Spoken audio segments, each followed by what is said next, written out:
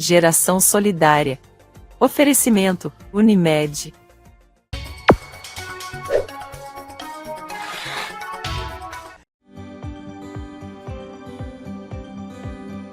Acreditamos que a vida é o bem maior do ser humano.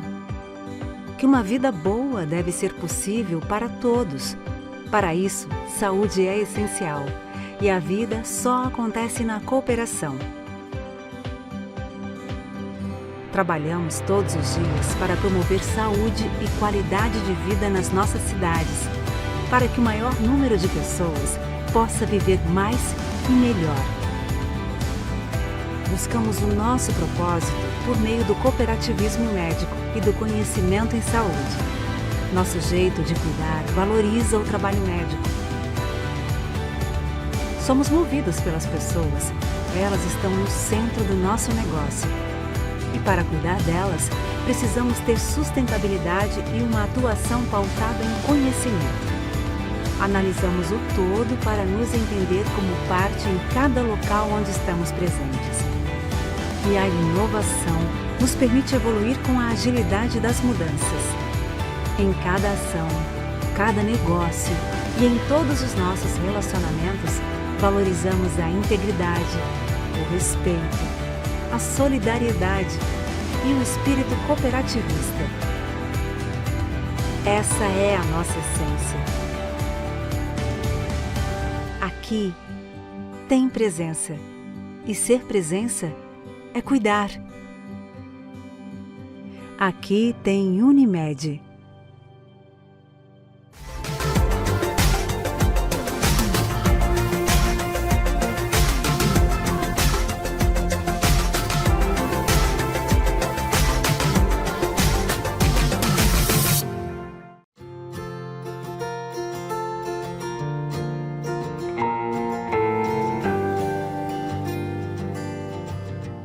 Programa Geração Solidária, tenho o prazer de levar até a tua casa, hoje nesse espaço maravilhoso, Portal Corpo e Mente. É aqui que o nosso amigo naturopata Ramon de Assis está atendendo em Divinópolis. Já está aí no seu rodapé, os telefones de contato, as suas redes sociais, para você também, além de curtir os vídeos, poder vir a esse espaço tão bacana e aqui tratar da sua saúde, prevenir doenças, cuidar do seu corpo, que é um santuário, que é sagrado demais, e precisa do cuidado, não é isso? Então, por isso, Ramon de Assis deixa toda semana pra gente uma dica importante para você cuidar desse santuário, que é o teu corpo. Ramon, muito obrigado por nos receber aqui. E antes de começar a bater papo, mandar um abraço pro pessoal que pediu essa semana. A Karen, lá de Nova Serrana, Secretaria Municipal de Saúde, também o pessoal, a Poliana, as meninas ali do atendimento. Quero também abraçar a Dona Maria Amália, que acompanha o programa, né, desde o início do programa. Ela sempre vem acompanhando e sempre comenta também sobre você, sobre as matérias que a gente faz, sobre os nossos bate-papos. Enfim, a todo o pessoal da saúde, a toda Nova Serrana, São Gonçalo do Pará, Gisele, Reinaldo, enfim, vários amigos que estão acompanhando o programa. E Itapecerica também, nosso programa está agora no canal TV Itapecerica, muito bacana. E Divinópolis, claro. Quantos amigos. Hoje mesmo eu encontrei uma senhora na Avenida Goiás, na Goiás, e que falou comigo: olha, estou acompanhando o programa, gosto demais do primeiro bate-papo, programa com Ramon de Assis, naturopata. Beijo no coração de vocês, eu vou por vocês, para que a gente constrói essa onda do bem, que é a Geração Solidária. E a naturopatia é isso, né, Ramon? É. Nós temos hoje um tema muito rico, né, para a gente poder abordar aqui, né? Com certeza, Geraldinho. Obrigado pela oportunidade, pelo carinho de sempre, né? Eu agradeço. Essa oportunidade de levar para quem nos acompanha informações sobre saúde natural, né? Um abraço para todos que sempre estão aí elogiando, né? Trazendo esse carinho para a gente sempre. Então, vamos falar hoje sobre dislipidemias, né? Esse termo técnico aí para os profissionais de saúde, na verdade, trata-se, né, do aumento das gorduras do nosso sangue, das nossas artérias, né? O aumento do colesterol, o aumento do triglicérides, isso é um tipo de dislipidemia. Sim. E é importante a gente trazer esse assunto nesse momento, Geraldinho, onde existem tantas mudanças ali nos estudos, né? Os estudos acontecem e a gente muda a forma de entender o comportamento do nosso corpo diante dessas essas alterações que acontecem sempre, né? Houve época, por exemplo, onde nós entendíamos que os alimentos ricos em colesterol, e são muitos alimentos ricos em colesterol, a gente pensava que, né, que eu falo a comunidade científica, a medicina de um modo geral, que esses alimentos, quando nós nos alimentávamos deles, aumentaria o nosso colesterol. Sim. E, na verdade, quando a pessoa tem um aumento do colesterol, por exemplo, não é exatamente pelo alimento, né? Sim. Por exemplo, o ovo. O ovo é um alimento maravilhoso, a gente já falou aqui no seu programa sobre isso. E na verdade, o ovo, apesar dele ter colesterol na sua constituição, aquele colesterol não passa grandes quantidades significativas para o nosso sangue. O colesterol que pode aumentar numa pessoa, ele se dá, né? O próprio corpo aumenta esse colesterol, mas por outras razões. Entendi. E isso é importante que a gente entenda. Então, a primeira razão que faz com que nosso corpo produza mais colesterol é a razão da disfunção hormonal. Quando uma pessoa tem qualquer alteração hormonal, o corpo, né, já que o colesterol é um pré-hormônio, é uma matéria-prima para que o corpo produza os hormônios, então é natural que o corpo aumente, eleve o nosso colesterol para tentar fazer a compensação. A exemplo disso... Muito legal, né? O próprio organismo... Muito legal isso. A exemplo disso, nós temos, se a gente pegar aí 10 mulheres no climatério ou menopausa, 8 ou 9 delas estarão com colesterol elevado.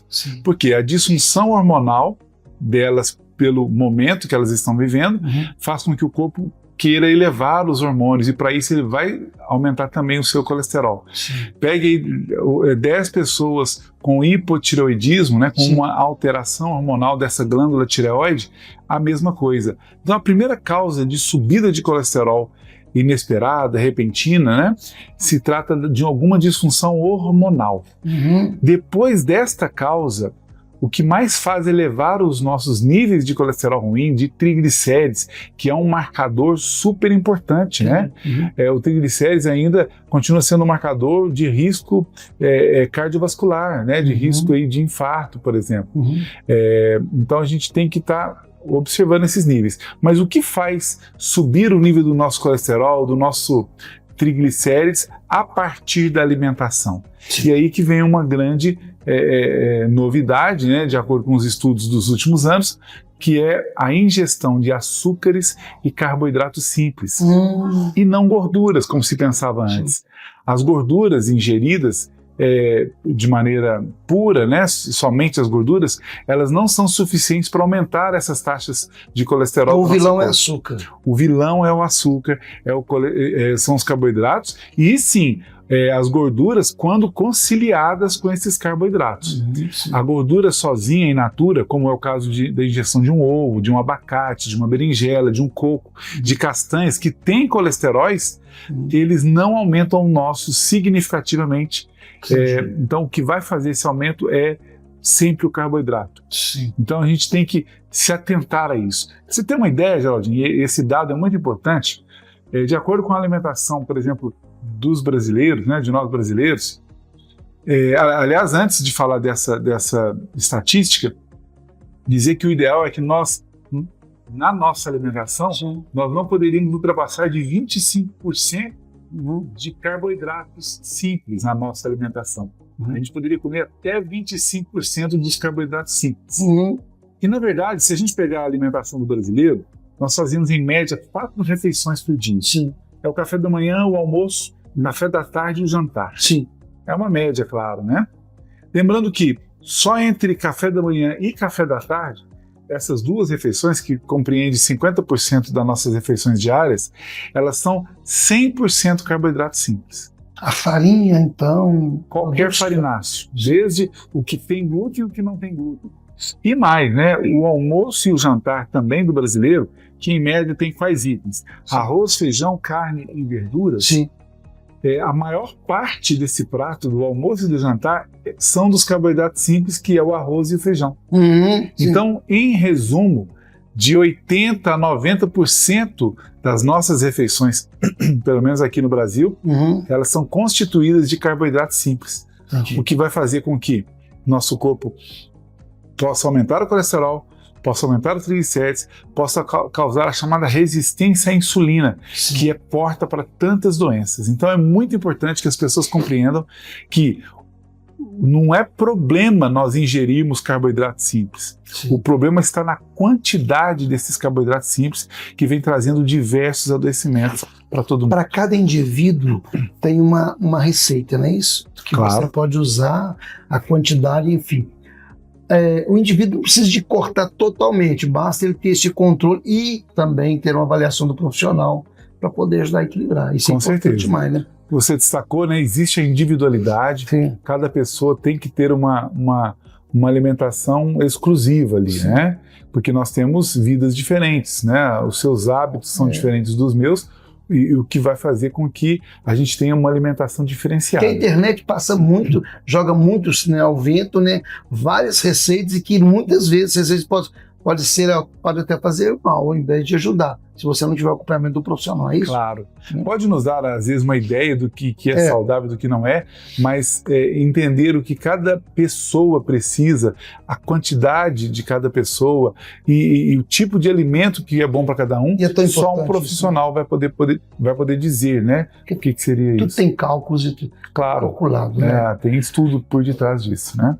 É legal, gente, e é isso que eu falo, a gente pensa que não, mas ter o acompanhamento de um profissional, né, para você cuidar da sua saúde, do teu corpo, é melhor do que você ter acompanhamento para cuidar de doenças. Então, por isso que eu valorizo tanto esse quadro da naturopatia, do Ramon, que íamos ficar num contrato de 6 meses, hoje tem mais de 2 anos que a gente leva essas dicas para vocês, porque a gente sabe o quão importante para você que está do outro lado. Então vale a pena você buscar aí as informações nas redes sociais do Ramon de Assis, né? Quem sabe hoje você tem, né, essa modalidade de consulta também que você pode fazer online, não é isso? Ah, A verdade. videochamada. Então, se você está longe, se você acompanhou a matéria pela internet, você viu pelo o canal do YouTube, mesmo as redes sociais da gente, você pode ver.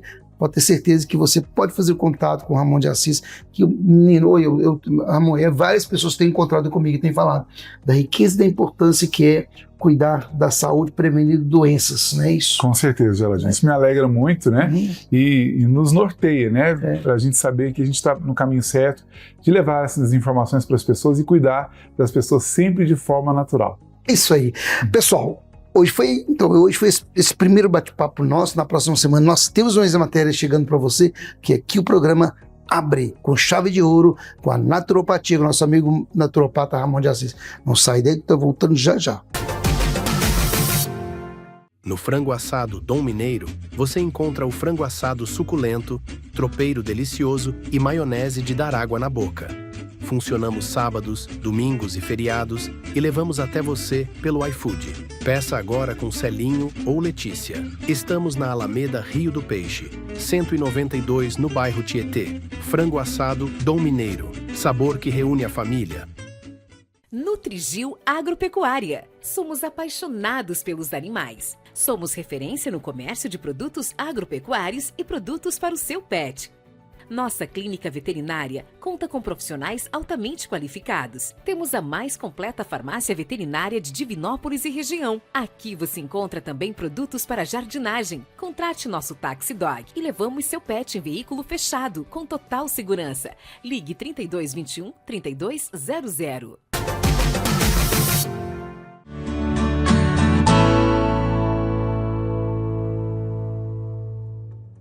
Lucas, o Brasil é muito grande.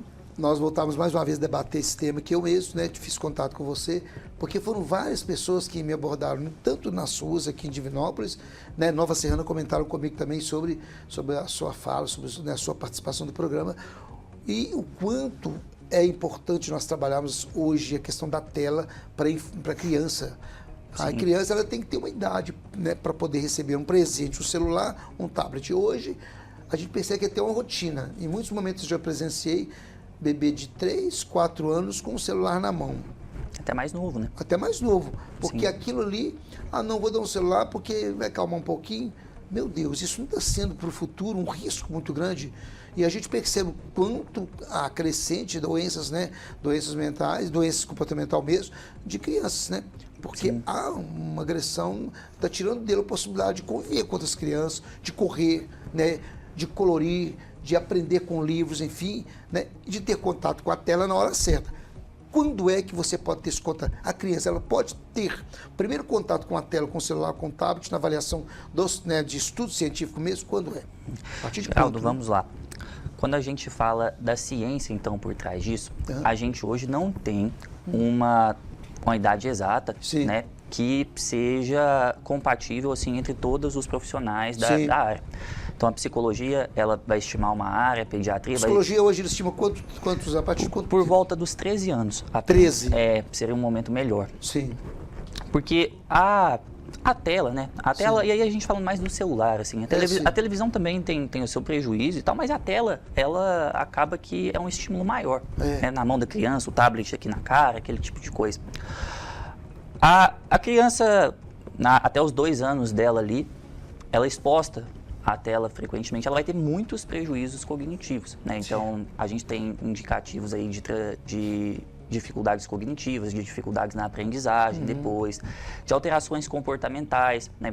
Então, se a gente pega em questão de transtorno mental, de comorbidades, por exemplo, a gente vai ter uma comorbidade entre o uso de tela excessivo com ansiedade, com depressão, com TDAH, com compulsões alimentares, transtornos alimentares. Meu Deus, hein? Porque muitas vezes a criança está lá assistindo alguma coisa e está comendo, né? E fica comendo de forma compulsiva, sem regular o que está comendo. É uma bolacha, um biscoito, algo do tipo. Até com adulto acontece isso, né? Com certeza. Né? Já perceberam. E as crianças também estarem dessa forma não são um reflexo de nós adultos, que ensinamos isso e acabamos modelando o comportamento dessa criança dessa forma, né? A criança está ali vendo, papai, mamãe, o dia inteiro no telefone, o dia inteiro ali no Instagram, WhatsApp, esse tipo de coisa. E esse é o maior ponto que a maioria das pessoas, elas não pensam sobre.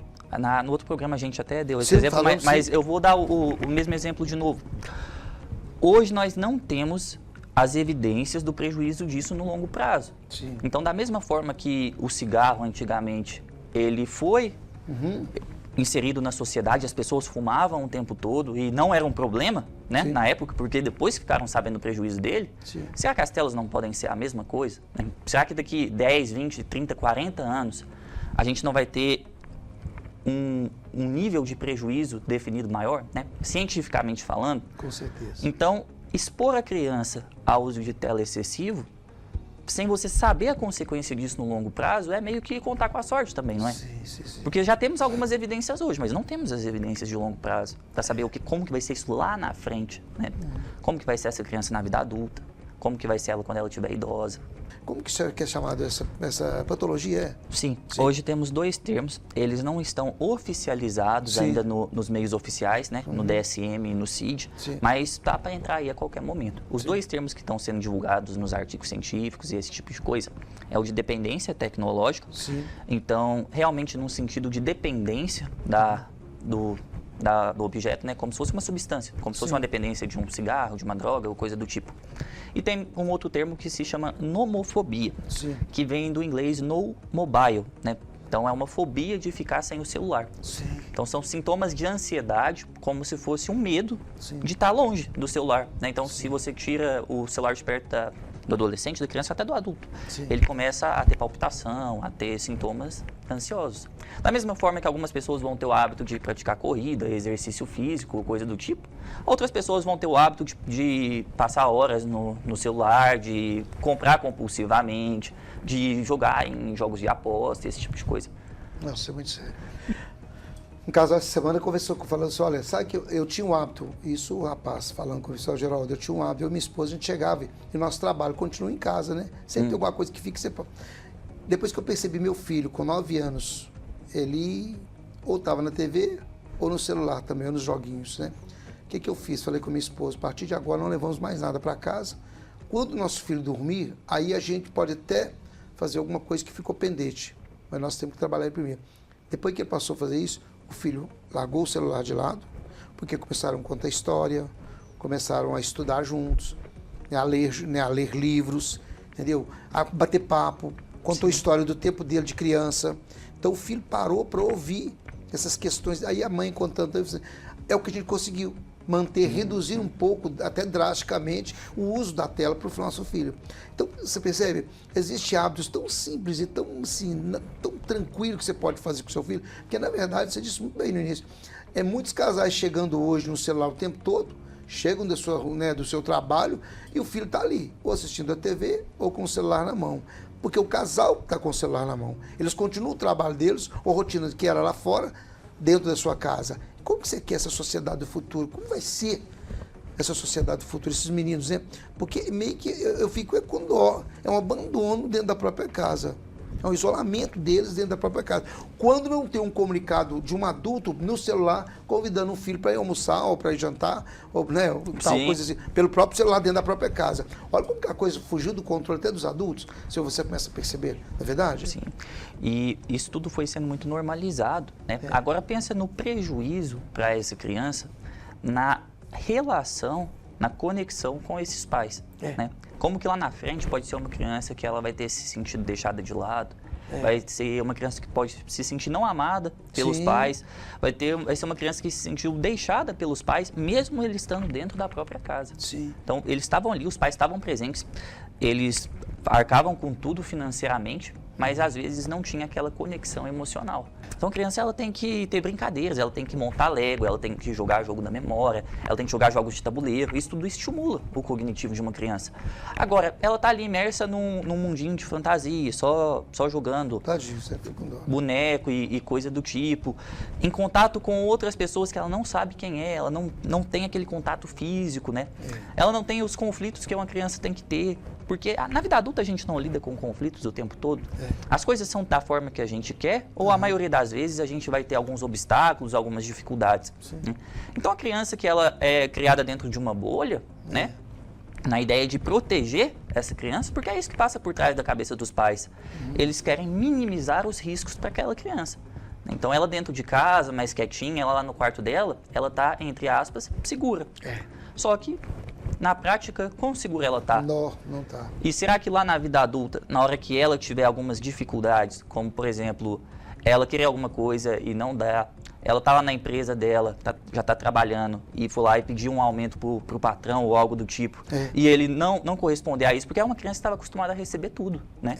E aí ela chega... E aí não consegue lidar com o não. O primeiro não que tiver na vida vai ser um problema. É uma criança sem limite, é uma criança que não teve desafio, é uma criança que não consegue superar as próprias dificuldades, né? Então ela vai chegar na vida adulta com um problema e ela vai ter dificuldade em resolver, porque ela não foi permitida a tentar resolver lá atrás. É verdade. Né? E aí muitas vezes os pais querem privar a criança da dificuldade, quer privar ela do desafio. Eu gosto muito da metáfora da borboleta, sabe? A borboleta ela é a lagarta, e ela vai ficar dentro do casulo.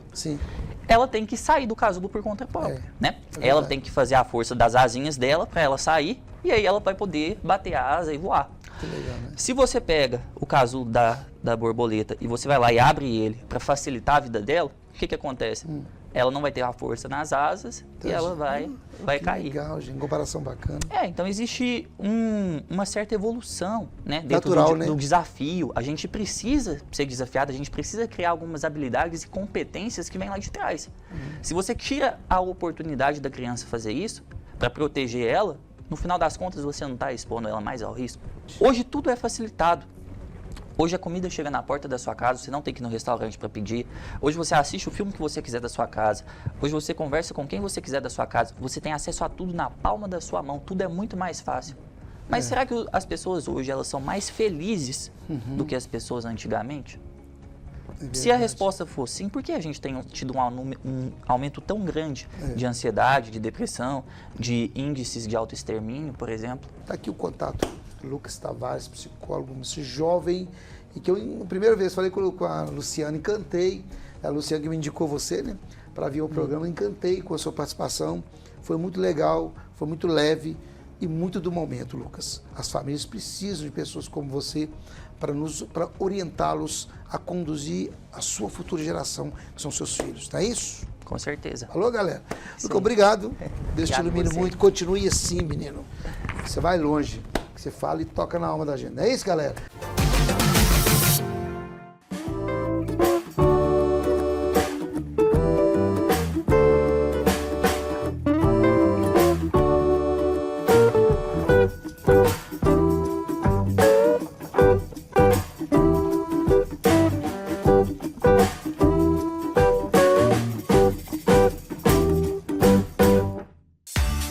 Instituto Embeleze está presente em todo o Brasil e em 20 anos já formou mais de 2 milhões de profissionais. Com os melhores especialistas e a melhor metodologia, você se profissionaliza e transforma a sua vida.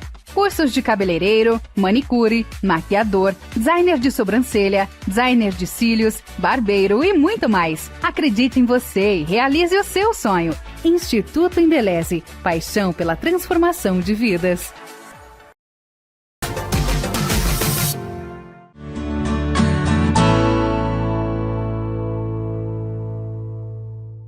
Tudo bem, de volta ao programa Geração Solidária, que chega na tua casa.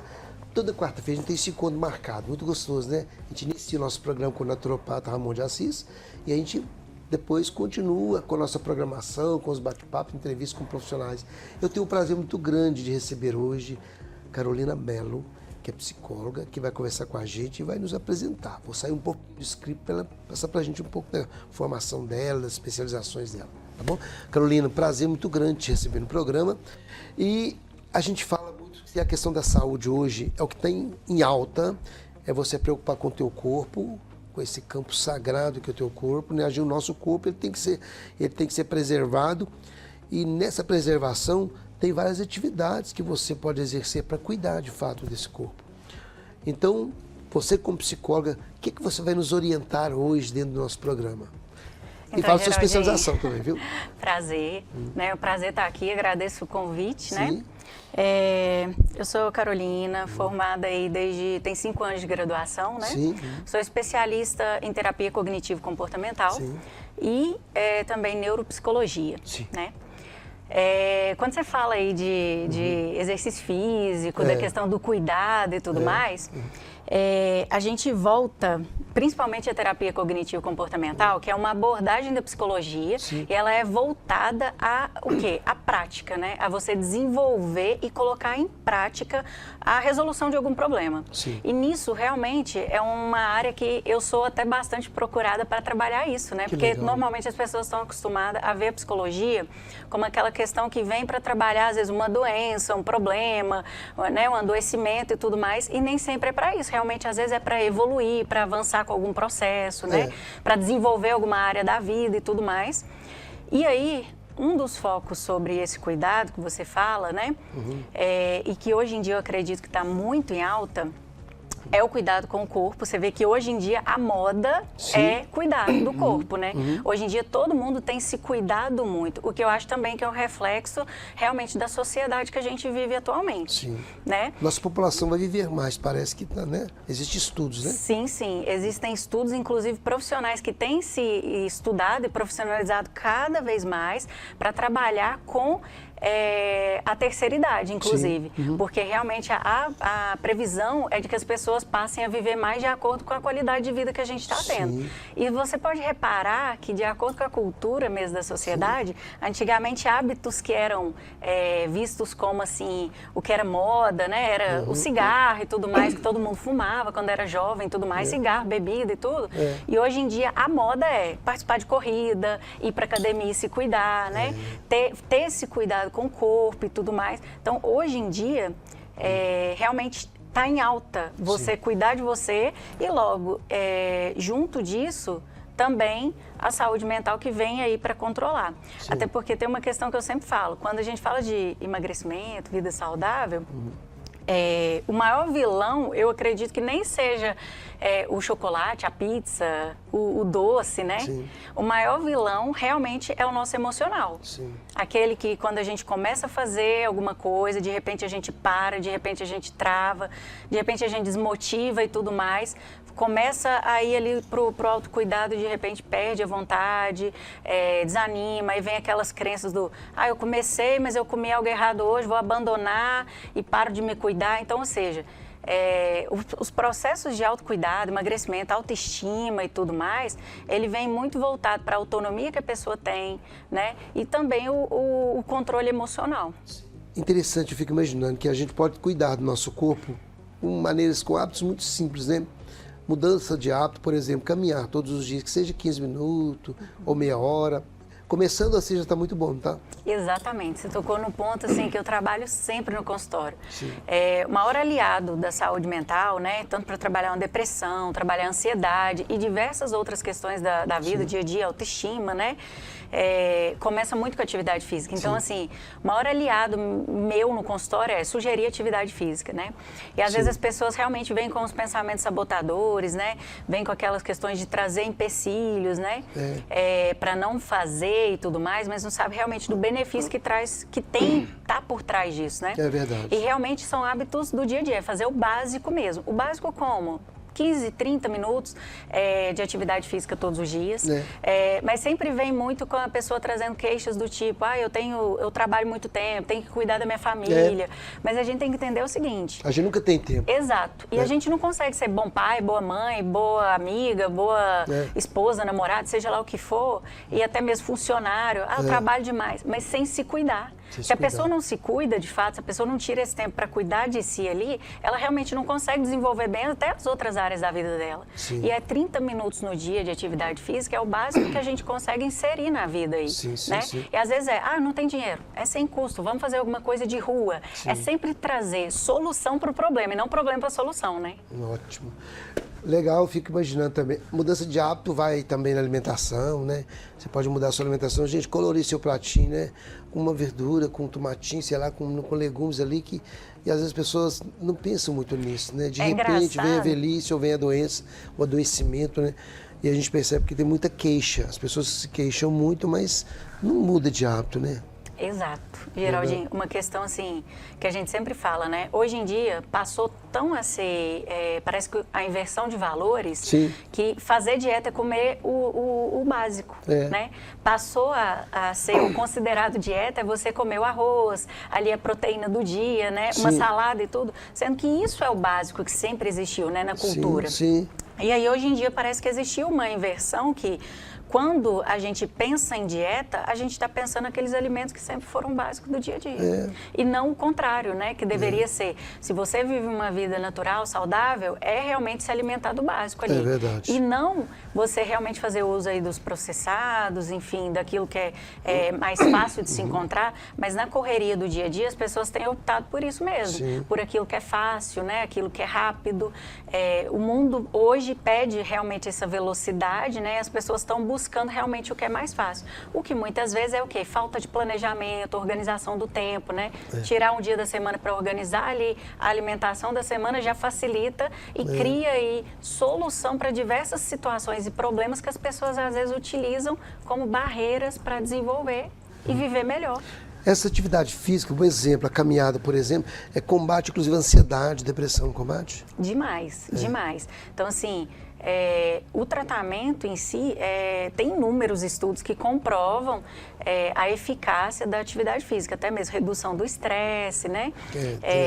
Produção hormonal, né? Que de fato traz aí o hormônio do bem-estar, né, da felicidade, tudo mais, sem contar o contato, por exemplo, ao ar livre, né, que aí entra inúmeros outros benefícios, né? E também, até mesmo oportunizar viver novas experiências, sair para fazer uma caminhada, né, uma pessoa que está debilitada e tudo, né, desanimada, está depressiva e tudo, e começa a fazer uma caminhada, de repente começa a ganhar gosto ali pelo que está fazendo. Já vai mudando, né? Vai fazendo amizade, vai abrindo realmente oportunidade para diversas outras coisas. Legal. Carolina Mello, primeira vez que vem o programa, vai preparar mais tema e você, telespectador, você pode sugerir, tá? Entra lá no nosso e-mail, programageraçãosolidaria@gmail.com e mande sua perguntinha para que a Carolina possa, mais vezes que voltar ao programa, abordar o seu tema que você sugeriu, tá joia? A gente continua contando com vocês que constrói o programa com a gente. Carol, muito obrigado, quero te agradecer muito, né? É um bate-papo rápido, mas muito objetivo para nós. Achei interessante. As suas atividades físicas para mudar, né? Pode mudar a sua vida, se você quiser, não é isso? Então começa pela pessoa, né? É isso, Geraldinho. Obrigada, né? Estou totalmente à disposição, inclusive trazer estratégias e tudo mais para as pessoas realmente conseguir colocar em prática aquilo que só fica nos planos. Então o objetivo é esse. No próximo programa que você vier, você vai trazer estratégia. Com certeza, com certeza. Só pedir, só chamar. Beleza. Um beijo no coração de vocês. Muito obrigado por construir com a gente Geração Solidária. Essa foi Carolina Mello e eu sou o Geraldinho, no programa Geração Solidária em Saúde em Pauta.